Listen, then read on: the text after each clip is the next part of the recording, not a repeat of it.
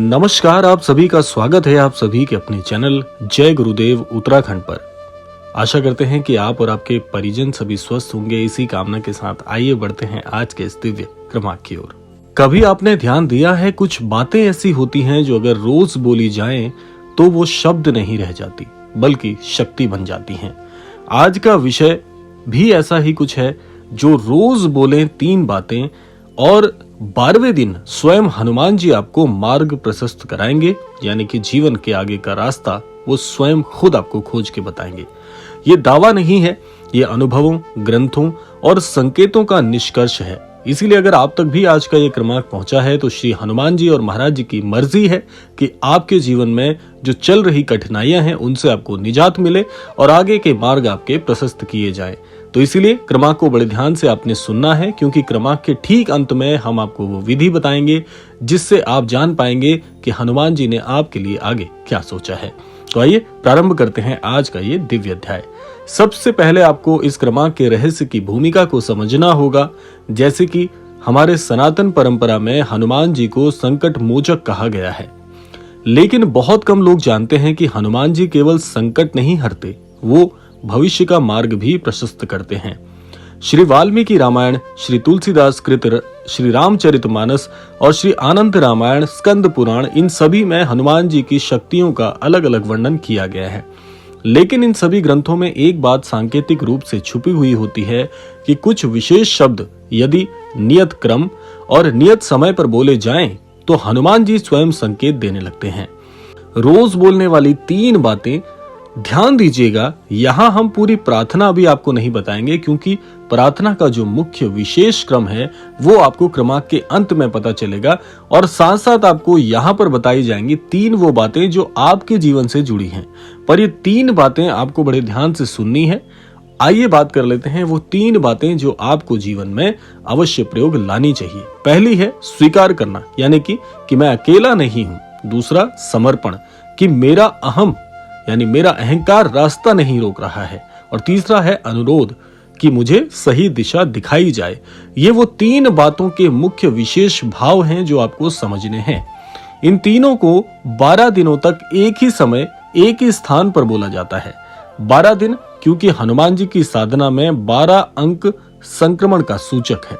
आइए अब जान लेते हैं 12वें दिन ऐसा क्या होता है। अब यहाँ से बात गहरी हो जाती है। 12वें दिन आपके जीवन में कोई ना कोई संकेत अवश्य आएगा। कोई अचानक मिलने वाला व्यक्ति हो सकता है जो आपको आगे की दिशा निर्देश करे। दूसरा, कोई पुरानी समस्या का अप्रत्याशित समाधान आपको मिल सकता है। तीसरा, कोई निर्णय जो अब तक अटका था और वो निर्णय अब आपके लिए मार्गबद्ध हो जाएगा।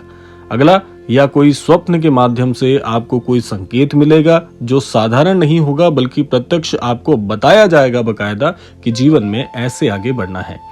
यही कारण है कि कहा गया है कि 12वें दिन स्वयं हनुमान जी आपको मार्ग प्रशस्त कराते हैं। अब जान लेते हैं 4 वो लाभ, और फिर जानेंगे इस क्रमांक की सबसे मुख्य बात। तो इसलिए अगर यहाँ तक क्रमांक आपने सुना है, बड़े ध्यान से आगे बने रहिएगा, तभी आपको ये पूरा क्रमांक समझ में आ पाएगा। तो 4 लाभ क्या है कि यदि ये प्रक्रिया सही से की जाए तो 4 प्रमुख लाभ बताए गए हैं इसके। पहला लाभ है भय और अस्थिरता कम होने लगेगी। व्यापार शुरू करते हैं, नई नौकरी पेशा से जुड़ते हैं, छात्र पढ़ाई करते हैं, लेकिन मन में एक भय बना रहता है कि क्या ये सब कुछ स्थिर होगा या स्थिर होगा, क्या इससे लाभ मिलेगा या हानि होगी। इस प्रकार के मन में जो संशय के भाव हैं उसमें आपको बहुत लाभ मिलता है। आपके जीवन से भय और अस्थिरता का डर धीरे धीरे कम होने लगता है। निर्णय लेने की शक्ति बढ़ती है। आपके निर्णय हमेशा सटीक बैठेंगे। जो भी काम करेंगे वो काम आपके जरूर बनेंगे, और ऐसा गलत आपसे फैसले होंगे ही नहीं जिसका भय बना रहे। कहने का अर्थ है कि जिस भी काम में हाथ डालेंगे उस काम को आप सोना बना देंगे। तीसरा, जीवन में अटके काम आपने जो भी अब तक अनुभव किए थे उन सभी में आप गति पकड़ते हुए आपको नजर आएंगे, यानी कि आपके सारे काम लगातार बनने शुरू हो जाएंगे। और चौथा सबसे अद्भुत लाभ है, आपके आसपास के नकारात्मक लोगों और स्थितियां स्वतः आपसे दूर जाने लगेंगे। ऐसे लोग जो अब तक आप गलत राय दे रहे थे, गलत दिशा निर्देश आपको प्रदान कर रहे थे, आपके द्वारा किए गए हर पुरुषार्थ में कोई ना कोई कमी निकालता था, ऐसे नकारात्मक लोग, ऐसी नकारात्मक शक्तियां, ऐसे नकारात्मक जो स्थिरताएं हैं और स्थितियां हैं, स्वयं आपके जीवन से दूर भागने लगेंगे। अब जान लेते हैं वो चेतावनी जो आपको समझनी है, बहुत महत्वपूर्ण। लेकिन हर शक्ति के साथ एक चेतावनी होती है, ऐसा हमारे धर्मशास्त्र भी कहते हैं।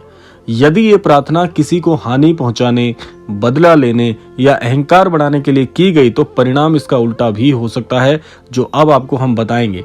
हनुमान जी सेवा और शुद्धता के देवता हैं। वो चालाकी नहीं, सत्य पहचानते हैं। और अब आता है 7 अंक का रहस्य। ये बड़े ध्यान से आपको सुनना है। जहां हनुमान जी होंगे वहां 7 का अंक होगा ही होगा। बड़े ध्यान से आप सुनेगा कि जब 12 दिन आप पूरे कर लेते हैं इस विधि की, तो साधक को 7 अंक के संकेत मिलने लगते हैं।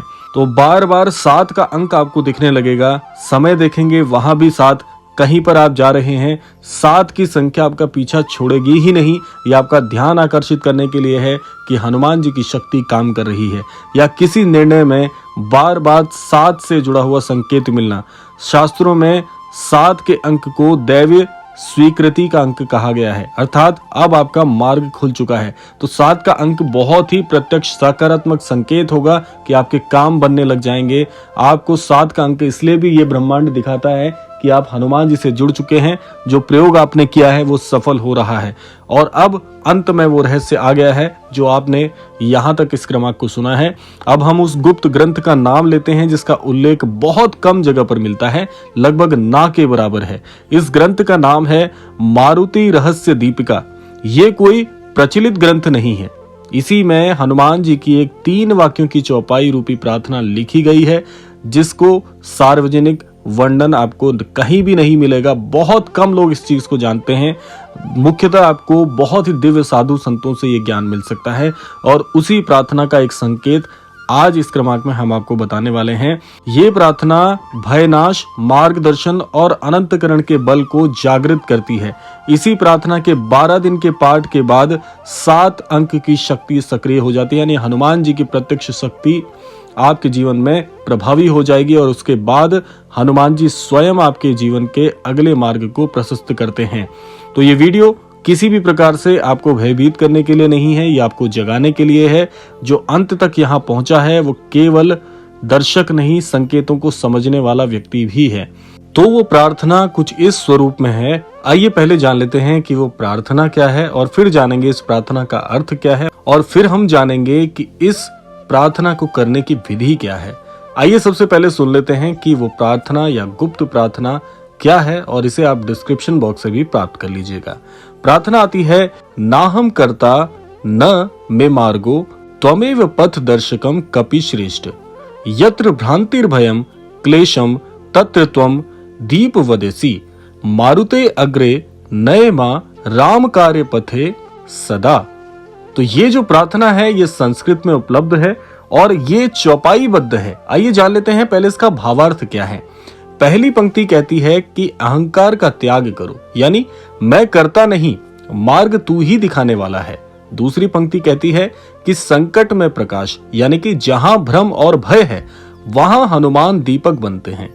तीसरी पंक्ति है जीवन का उद्देश्य, यानी मुझे सदैव धर्म और कर्तव्य के मार्ग पर आगे लेकर चलो। तो ये तो चौपाई का भावार्थ है।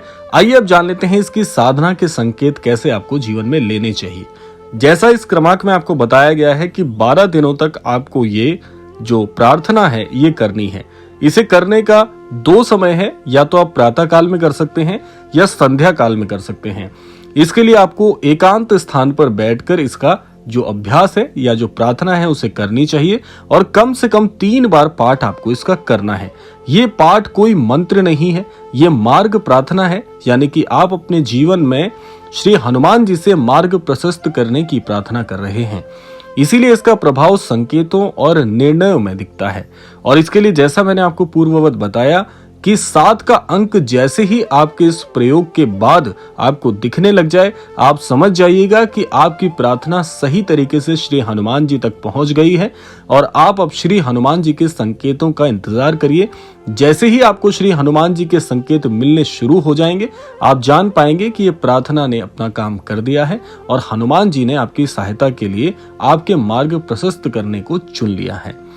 तो ये था आज का अद्भुत क्रमांक। आशा करते हैं क्रमांक आप सबके लिए फलदायी होगा। इसी कामना के साथ समय आता है विदा लेने का, और यही कामना करना चाहूंगा कि श्री हनुमान जी और श्री महाराज जी के आशीर्वाद अनुसार आप सभी को सन्मति और सद्बुद्धि की प्राप्ति हो और इस संपूर्ण सृष्टि का, इस संपूर्ण लोक का कल्याण हो। इसी कामना के साथ विदा लेते हैं। मिलते हैं अगले क्रमांक में। तब तक के लिए जय श्री राम, जय गुरुदेव, जय उत्तराखंड।